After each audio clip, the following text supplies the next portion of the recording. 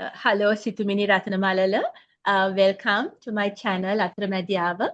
And you're a friend of mine, you know everything about my house, you help me with every design. But the reason I'm talking to you today is because I have noticed you, because you're very active on social media, that you have been warning us for quite some time that unless we plan the city, unless we let some lands lie fallow, unless we have a broader vision in environmental design and the necessity not to utilize every inch of space, we might actually have a very big problem in our hands very soon. And in fact, the 2025 November floods actually in very terrible fashion showed the truth of what you said, right? And the reason I called you for this series is now I want you to tell everyone, anyway, even those who are not on your FB page, why we should take this as a warning and as an architect, what you have to say within this context to at least now pay heed to how we should be designing our cities. Yeah. Well, Madhu, first of all, I want to thank you for inviting me to this discussion series for this opportunity.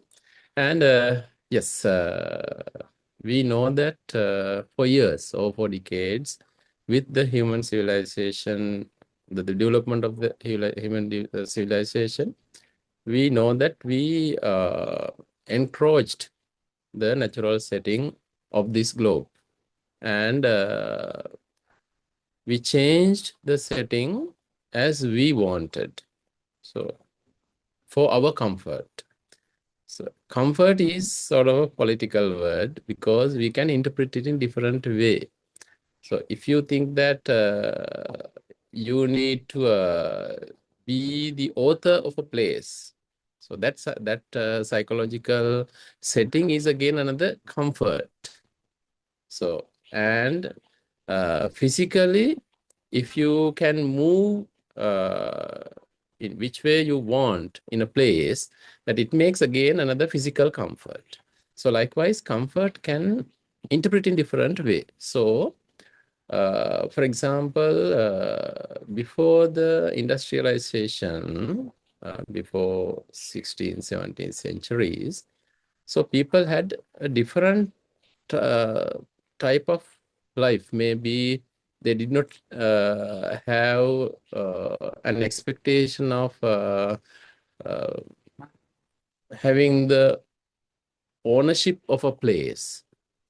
Right. What I'm telling is that people had shared places, shared spaces among them, and also with other animal, other living beings in the world. But specifically after the industrialization, we can see there are many areas like we can say, for instance, health had been developed. So we have a huge rate of the population, a growth of population became to a considerable level.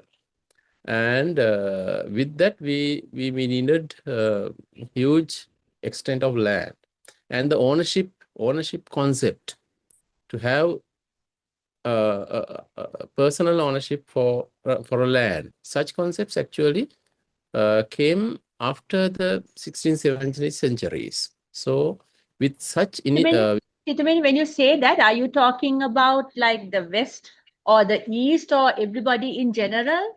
Or was there a different timeline by the time we got it, was it much later?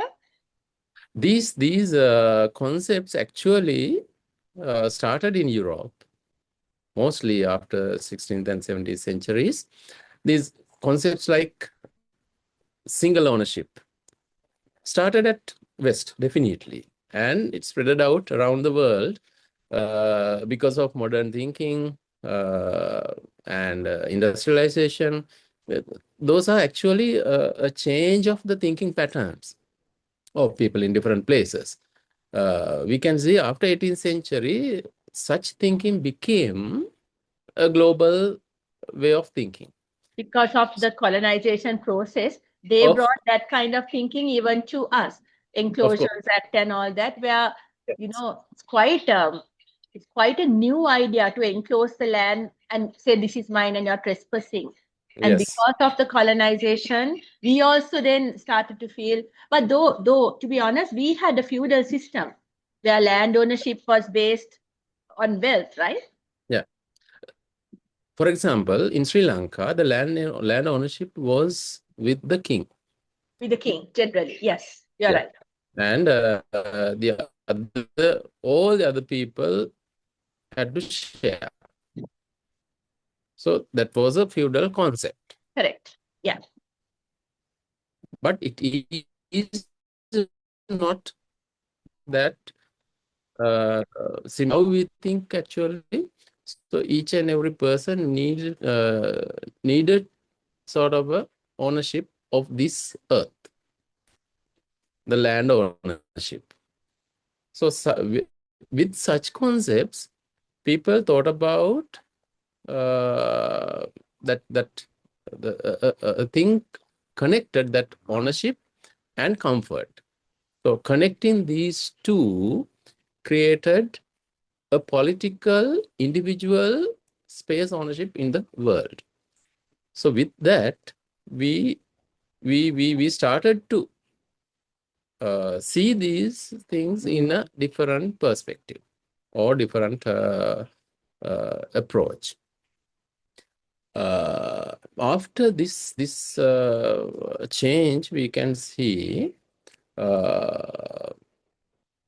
with the scientific development, that concept of ownership and concept of place became again to a different mindset or to different how you can say we can see there are different yardsticks came to define the space and the relationship of human to the space.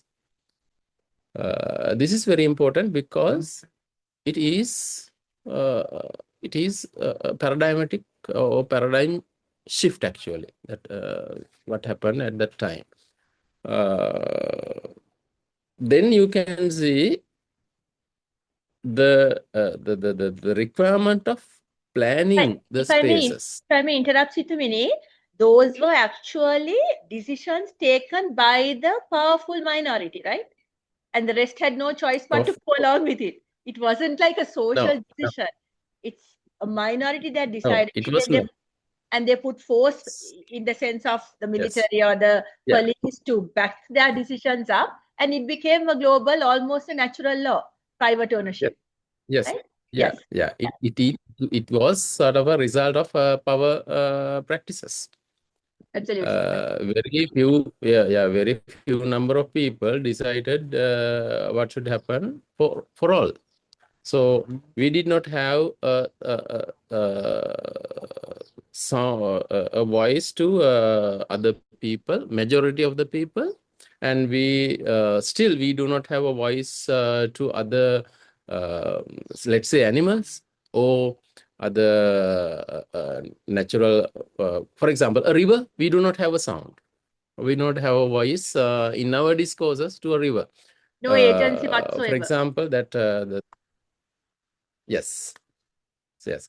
So that discrimination created a huge amount of problems. For example, so I think Madhu knows Bruno Latour, the French theorist. He created sort of a model to understand these things. He said that this is sort of a collection of relationships creates the world. The uh, I can't remember the theory, the actor network theory. Yeah, actor The network network. theory. I haven't read Through his that, book. Yes, Actor Network. okay, Right. yeah, Hmm? actor network theory. Yeah, according to Bruno Latour, so the complete system that we can understand. as the reality is sort of collection of relationships. So there you have different actors to create such a network of relationships. The last disaster we can see, the Mahaveli River played a role there to create or change the network what was prior to that disaster. So, but the Mahaveli River did not have a voice before the disaster. Now the river is having the river's own voice. So the disaster is the point that river demands us to hear the river's voice. So it is serious.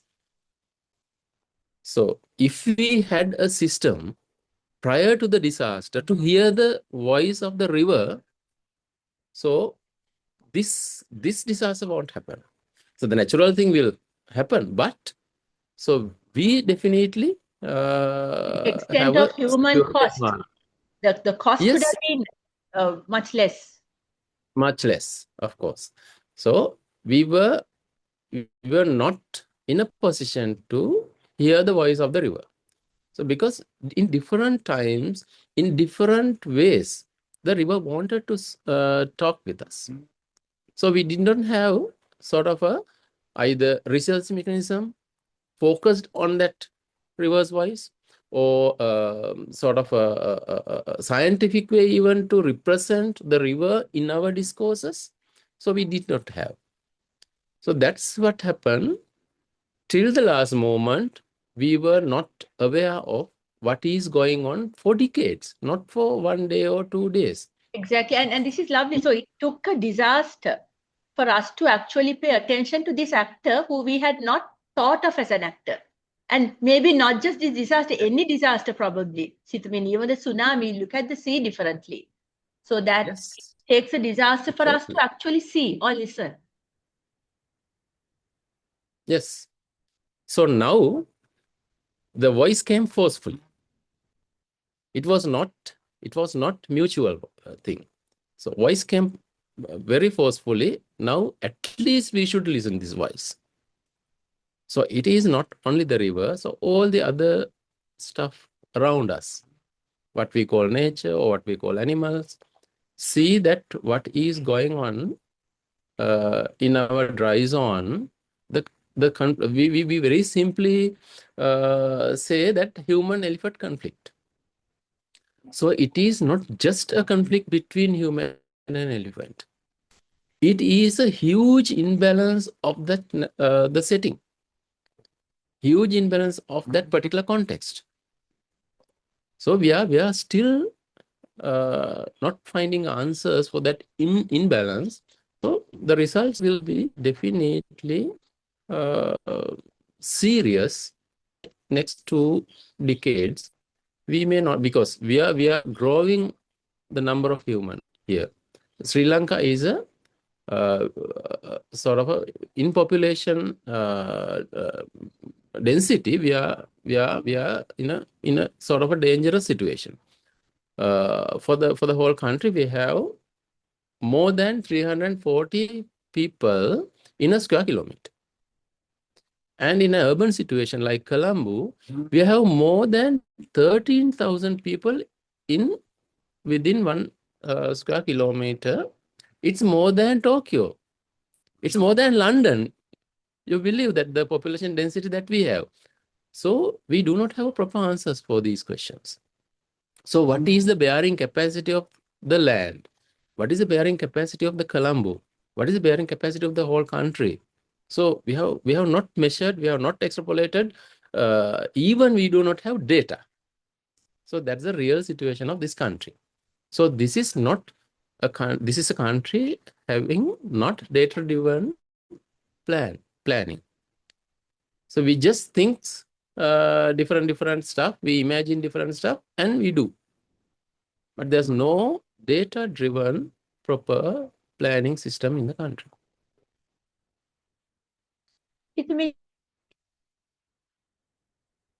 because I didn't introduce you quite properly. Now you're a senior lecturer at the Department of Design, University of Moratuwa. So, and you do academic work, and you, I know at the moment you're on sabbatical, but your academic work also have been quite cognizant of.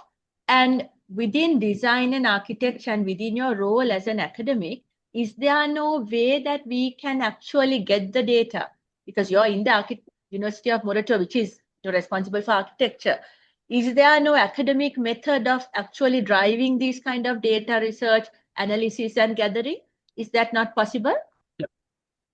Madhu, collecting data among the total sort of the functions around the country, that we have different standard systems. So the Census department, for example. Yeah. census department is one of them. Hmm. And the complete government system, each and every department responsible for the specific function or set of functions, that they should have proper data, because census department is not is not collecting all the data about different aspects in the country. They have a specific set of data, but all the departments responsible for different aspects in different areas, they should play a vital role to collect live data about their specific areas. Academic data is mostly based on specific researches. For example, if you do a PhD research, it is very specific, very pinpointed area. So, For example, you can do a PhD research on why the census department or it's not updated or something like that. But Sithumini, like in my area that I live in, there is quite a lot of census people actually visiting us, and gathering data. Is there is the problem too big for people to handle, or is it not being done in a organized fashion? Why is it not? Why did you say we don't have enough data? Yeah, in our system, it has not been prioritized properly, because each and every government institution should have proper data to take their own decisions. Okay. So, for example, agriculture. So, the agriculture sector should have proper system of data collecting and interpreting to get their decisions. So, if you can remember that irrigation is another example that we should think about. Example.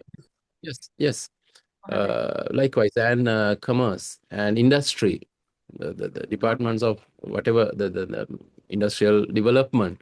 So they should have that is not in our culture. I Madhu, see. that is the problem. So that's very interesting, Sithumini, because I actually never thought on those lines either. So, like for example, there's the irrigation or the agricultural, those ministries, do they have data collecting officers to go and get the basic like numbers of things that we need? Is that system in place or not? Yes, they have a system. The only problem is our practice was taking decisions without considering data much. That's the bitter truth. So because of that system is not that much serious. So right. the head office may ask them to collect data, but they are not much serious because they know that these data will not effective at the end of decision making. That's very sad, because there's no two-way process. The ground realities don't quite reach up when they take the decisions.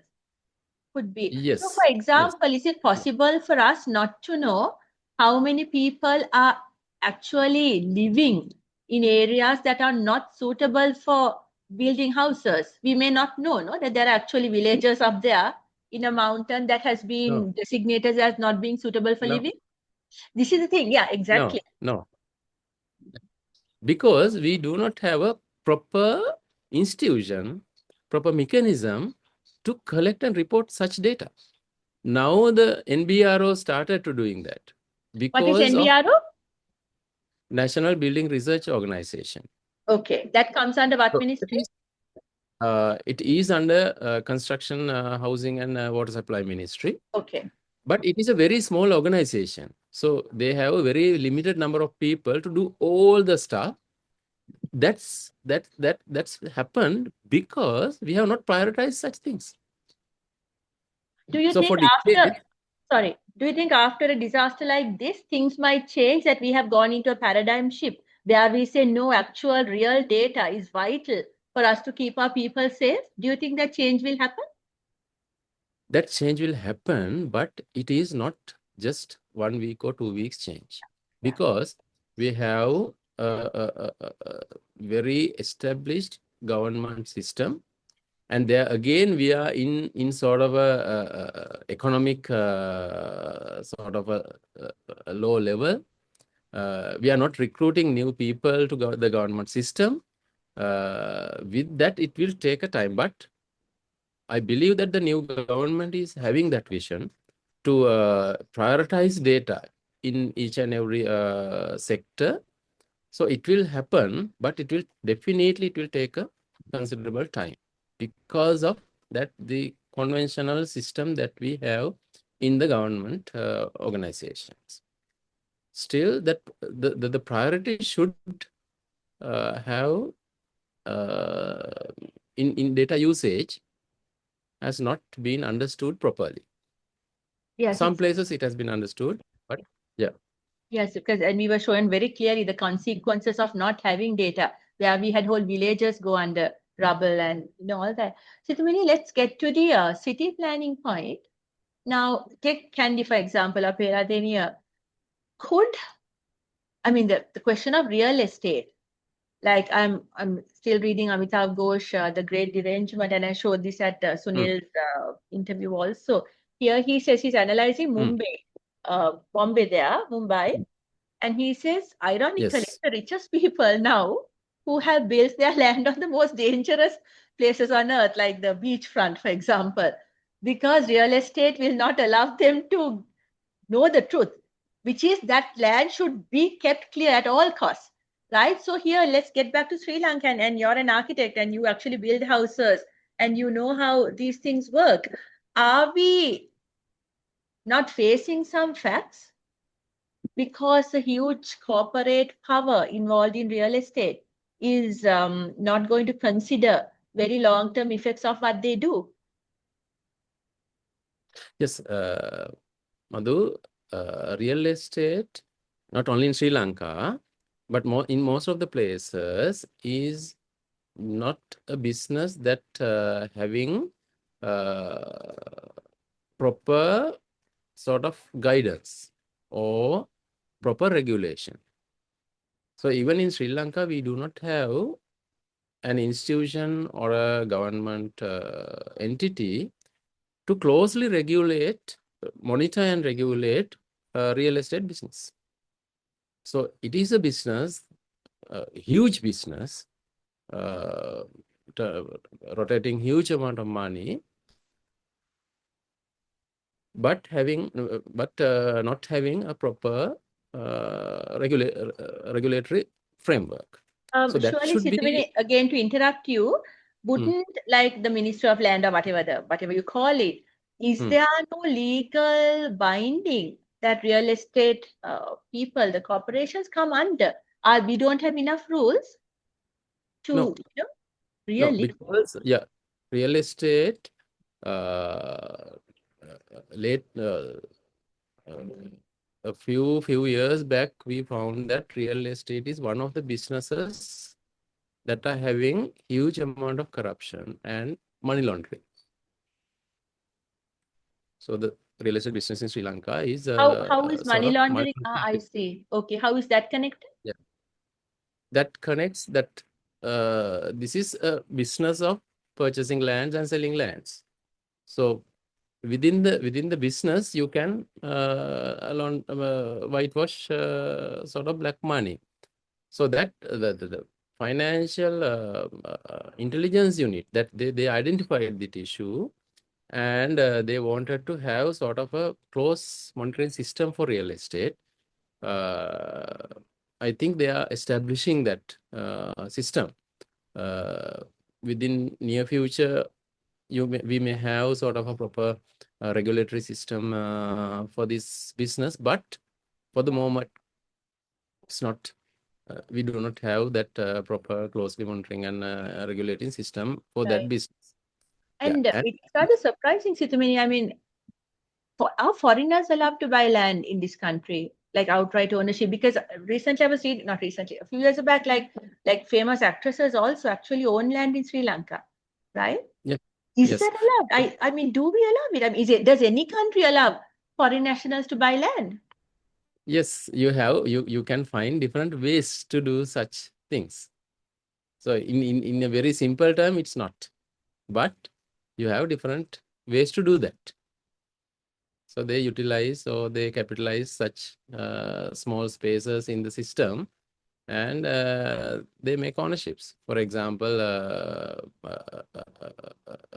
partial ownerships or the uh, You have a sort Sri of Lankan partner who actually part buys the land, ownership. but it belongs to. Yeah. It's quite surprising because I would have said we are an island. We have very little land to spare, right? Yes. And one of the first things we should have, I mean, in Japan, I don't think that kind of thing can happen. Because even Mm. They have foreigners are very not very no. strict. Even resident visas, I don't think they give foreign nationals. But I'm not saying, we should be extreme, but we actually don't have laws that protects our land from being sold to people outside, right? Yeah, And that's we have, but there are some gaps proves or that yeah, no, that it some can all right. capitalize here. Okay. Apart from that kind of corruption, can you talk a little bit about the environmental impacts of filling land, swamp lands to, have sorts of land for sale, Yeah, housing schemes. yeah, What is apart from the economic, national, whatever things, what's the environmental cost of having such deals? yeah. That again, for example, I would like to talk about that with an example. So Colombo is a very, very, very good example to talk this matter. See that the total Colombo plate, or you can uh, include from Kallan River to Kaluganga, the complete plate of Colombo is sort of a marshy land or floodland. There are two major characteristics in Colombo plate. One is it is a marshy land. Some area, most of the areas are Because marshy land. you're saying all of Colombo, not Yeah, just. yeah. Or the other areas are floodlands. So we have major two rivers and some other areas are floodlands. So in our development for decades, we call the physical development of Colombo district or the Colombo plate. The word I use is Colombo plate because it is specific environmentally. All the from Kaduela to Colombo, the Hiwalagal and Panadura, the complete plate. So we have not responded the real character of the ground. So it is sponge-like ground, right? When you get water from rain or from two rivers, the Colombo plate is having the capacity to absorb that water and penetrate it to the lower level of the ground. So it has not been developed naturally to wash out all the stuff to the sea. So it is a land to absorb water, not to drain water, right? Some areas Like are just, was this done on purpose or is it naturally so? no, it's a natural setting. Natural, we Yeah, absorbed, right? yeah. The natural setting of Colombo is to absorb water and retain it in lower levels of the ground, right? So we converted that complete setting specifically in Colombo and Sri Jayawardenapura to drain water. When you get the water from the rain or rivers, so you developed a system of canals to bring the water completely to directly to the sea. So it creates problems because the amount of water and the bearing capacity of land. So the character of the land is to keep water inside and retain it. But when you try to drain all the stuff to the sea, the land heights are not appropriate to do that exercise. Because some areas, yes, some areas in Colombo are just 1 meter above the mean sea level. Some areas are just 2-3 meters above the mean sea level. So the speed that you can create to drain the water in a huge rain, it's not sufficient to create a gravity flow to the sea. So that's the main problem that we have in Colombo. When you analyze Colombo technically, when you have a huge rain in Colombo or huge rain in the catchment areas of the Kalani River, so you get flooded here because the canal system is not appropriate to bring all the water to the sea directly, because we have not kept free the lands to absorb the water. So now the complete natural system had been sort of broken down. What is the percentage of the land that would have kept Colombo safe had it been free? Around what percentage of land should have been kept free, as you say, for the absorption? Yeah, that's depending on, for example, this we have an average rain 150 to 200 millimeters in Colombo normally. To flow that water or to absorb that water, we need at least 20-25% of the lands in Colombo be free as marshy lands. And Yeah. how much is actually free now, Sithumini? Do you have the numbers? What's the percentage We of do not land that you think is? Yeah. So almost we do not have such lands. That's the truth. That's incredible to think, no? So Yeah. we So obviously sitting we on. build. Yeah. That is why a small rain makes Colombo flooded, right? And here we are Yes. scolding everybody, but that's a very Yes. technical problem because Yes. there's no way for it to be absorbed or go to the sea because we Yeah. don't have that slope for gravity for it to flow Yeah. out. Yeah. Yeah. And we designed pumping stations to pump water to the sea. So from Kalani River, we have Sebastian Canal. In Sebastian Canal, two ends, we have two pumping stations. And through the Sebastian Canal, the water coming to Beira Lake. And from the Beira Lake, it goes to sea, to the sea. So to function that system, we need pumping stations. So we need waste electricity in huge amounts. It's not just 100,000 rupees or 200,000 rupees. It's much higher than that. Huge amount of. I've actually, first time I heard the word Sebastian Canal, and so you're saying there's one canal in which water is pumped out, Yeah. right? I see. Yeah. We just have one. No, we have a system. We have a system, but this is an example. So we have a Right. system to pump water But it from. takes a lot of electricity and a huge Yeah. cost. Yes. Okay, just because I'm completely lost in your area of discipline, how is our drainage system within the city, Sithumini? Do they work? Like, do we have Kalam. in Colombo? I'm asking because a small rain, half an hour of heavy rain, and the roads are impassable, Yeah. right? Why we don't have a small drain system even? We have a drain system, but in most of the places, they are not properly working because the debris that we put in the canals. So we have a canal system. It's not working. Is that The not a system is easy not fix? appropriate. Yeah. Right. But is that not a easily fixable problem, Sithumini? If we get the workers on CMC or whatever to clean, is it not a No, simply done fixed problem? you can clean, and within a month, we fill it again. That's our bad practice. So the citizens' responsibility should have properly addressed, properly,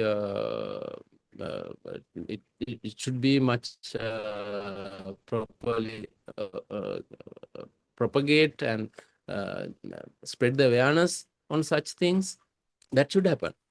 Because our practices, people, I think 2 weeks back, some set of people arrested that they buy litter from houses in Maligavat or somewhere.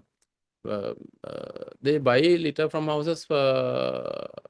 No, people give them money to bring the waste out without giving it to the CMC, and they just bring some money and they put all the garbage in the canals. So 2 people arrested, as I remember, just 2 weeks back by the police. It was a practice for years. Not just small amount, the complete area that they collect garbage and bring some money from the house owners and put all the garbage in at the night time. They bring all the garbage in the canals. Rather surprising, no, that we don't see the long-term effects of such practice. And Yes. I would probably understand it if there was no official alternative, like the CMC does come. They do collect Yeah, garbage and but this state is because of a mafia. You know that. This is because of a mafia. They such people, they do not allow people to give the garbage to the CMC. Oh my goodness. Oh, I see. They are threatening people not to give the garbage to the CMC, and they collect it. They collect money and garbage and put all the stuff in the canals. I hope, So Sithumini, that's not a regular practice elsewhere as well. That's it's quite baffling, like how much of education is needed to yes, actually make us help save our own city. yes, Because I yes, always, because I'm a teacher and you're a teacher as well, I keep harping back onto the failures of education, basic civic behavior, and like something. I mean, I yeah, get it's poverty, and that's what drives most of yeah, the yeah. underground things. But 90% of the reason of 90% of problems in Sri Lanka is education. I think so. I completely More agree than with you, yes, Tumini. yes, Yes, and I think we've discussed this before as well because we are both in the university system. Yes. So just to kind of end at one point, Situmini, now this tragedy that happened, right? I'm disturbed by the fact that unless we make changes, that may be one of the first we will see in these freak kind of flooding, freak landslides, which a lot of people paid a very heavy cost, paid with their lives for it, right? And now you just gave a list of some of the problems we have. So my final question to you is now what? How do we go from here? Both of us do understand that education has to play a vital role. School, like primary level, right? yeah, Of yeah, how important environment is, how to actually use waste as resources. Like I yeah, have a different thing on that as well. yeah, What now? We have a yeah. disaster. We don't have time for the kids to grow up and maybe change the system. As adults, what do we do now? Yeah. There are many aspects we should consider in this sort of an activity. One is what we can do as an immediate solution, or as the set of immediate solutions, and what will be the long-term solutions for to minimize the damage because of this sort of disasters. Because this is not a problem of Sri Lanka. This is a global issue because of human activities that the extreme conditions of weather now came up, and frequency of extreme weather will again raise. So we should have proper mechanisms to face that. One is how we can go for when you talk about long-term solutions, we should have a proper mechanisms to develop sort of a resilient system of sustainable development here, because we always talk about development and even sustainable development. but we can see nothing in action. So here we have very powerful organization called Sustainable Development Council. It is to monitor and consult Sri Lanka about 17 SDG or Sustainable Development Goals. Globally, we agree. So, but when you go to the government system and also the private sector, no one knows about this organization. And the awareness created about Sustainable Development Goals are not in a good position in Sri Lanka. I'm not talking about that. The ultimate solution is practicing Sustainable Development Goals. I have some questions on such things too. But at least what we agreed globally. For example, yeah, some countries like USA, they do not practice these things properly. But at least our responsibility. So we do not have a right to talk about others' responsibilities if we do not answerable for our responsibilities. So first thing, we should have properly identify and practice what are our responsibilities. So we do not have at least a proper system to practice sustainable development. So UNESCO or the United Nations developed these sustainable goals regarding the sustainability of the global situation. And it came through very sophisticated professional input. So one target should be that going for sustainable development approach. That is one. And the other thing, we have, in our practices, we have sort of sustainable thinking. That's very important. In Sri Lanka, because of maybe our philosophical things, for example, that you think that the concept of minimalism and concept of alpechata. So alpechata is a Buddhist concept, right? I'm not much religious person, but these concepts are valuable. Already here, in fact, my discussion with Dr. Sunil Vijay, he said it's Hmm. all there in Buddhism. Everything Yes, that the new environmentalists, the newfangled so-called ideas we've been practicing or yes, we were meant to practice from the yes, beginning. Yes. yes. For example, the Alpechatavad is much more advanced than minimalism, philosophically. Minimalism is you are having that all your demands and requirements, but you are trying to fulfill it with minimum material involvement or with minimum changes. So that's minimalism. But Alpechatavad is something that you think within yourself how to minimize such demands and requirements. So it's completely two different Two things in different, one the line. elimination of wants, the reduction of wants Yes, psychologically want. inside, So, which then yes, is different from trying to get what you want in a minimal fashion. Alpecha. yes, Yeah. yes. So I So mean, and such our things. Buddhism, forgive me, but like even in a temple, you're supposed to have the bare minimum, no? And even one bowl, one robe. But that was the original idea, Yes, and that even I think Sithumini, I think originally when we lived I'm not trying to create a golden age. Life was very, very difficult as well. But the capitalist consumptionism, we consumption. we swallowed it wholesale, and we think Yeah, that's now the yes, standard, and this is how we yes, should be. And 24/7 we are bombarded by advertisements which make us feel bad if we don't have things, of right? course. So Yes, we've like, what do you call it, we've swallowed the whole hook and the link and everything. And yes. then this For example, Alpechavadya seems very alien when that was of originally where course, we stood. of course. Yeah, the thing is, take two words that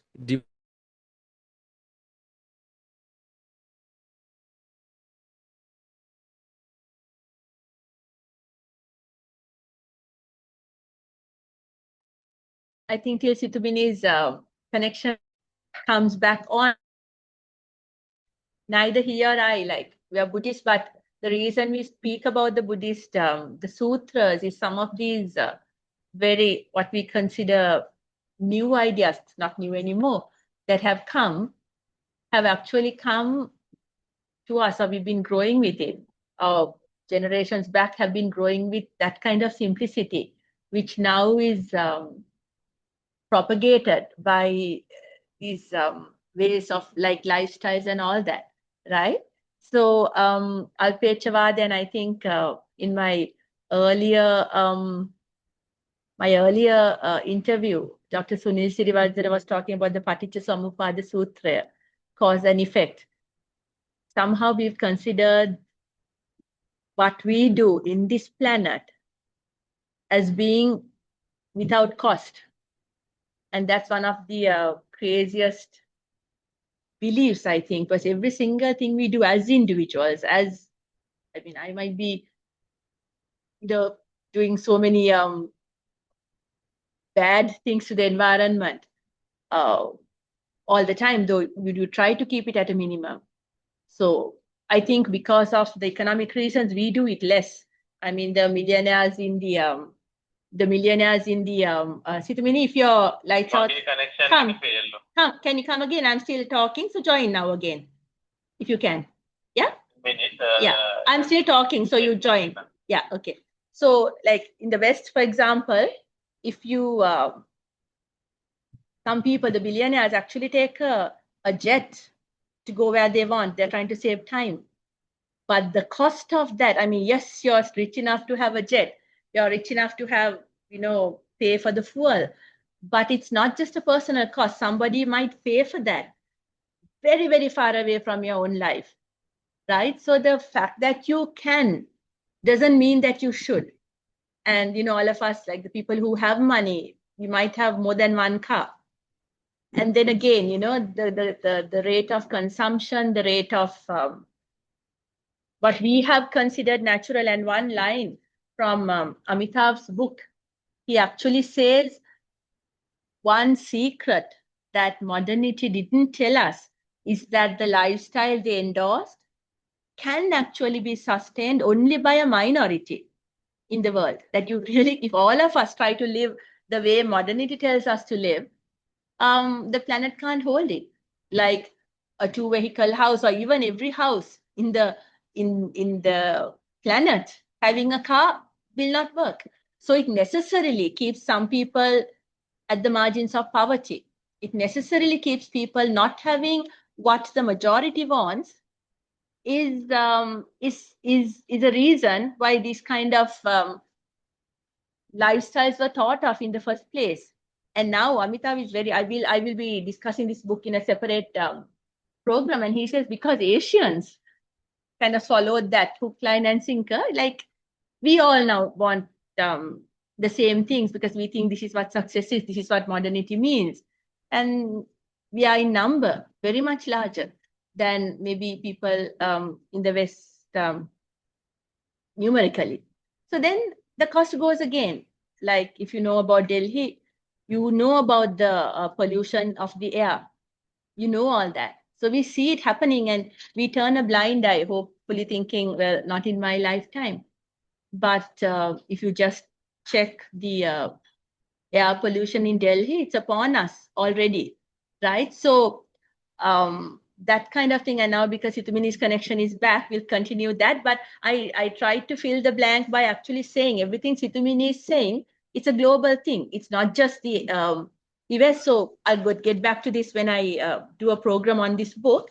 So Sithumini, let's continue. I figured your line was, but I used that to say both of us are not very religious in the traditional sense, but we identify with the sutras at a very deep level, where we have heard all this, and now we are hearing the West say those things again, right? So yes. You can go back to what you were saying. You can continue from there. Yeah, I just wanted to talk about two words that we are using: development for a specific concept and economy for a specific concept. But again, those concepts are totally depend on the capitalist consumerist culture. So what we talk as development is a requirement of capitalist consumerism, and what we call as economy. So all the principles what we interpret as economy, now interpreted on the platform of capitalist consumerism. So it is very dangerous. We should understand that. So development is not what what we understand today. So we need different interpretations on that. And So I that's why. think from a Buddhist angle, Sithumini, the original Buddhist idea of success is how much you can give up or give Oh, away, not how yeah. much you can collect, which is Yes. the polar Yes. opposite of what Yes. the The Western complete. Yeah. idea of success Right. is Yes. saying. And it Yes. is rather fascinating because this is Yeah. not telling of a religion, but a way of thinking that I think we should look back at. And Yes. even like to go back where we started, tribal ownership, community ownership is where we stood, like the Vedas or the Aborigines. Yes. Yes. There was no personal land ownership there. The whole tribe owned it Yes. Yes. at all, and even the And they, Vedas. yeah, they were know that it is not even for them. It is a much larger thing according to their philosophy.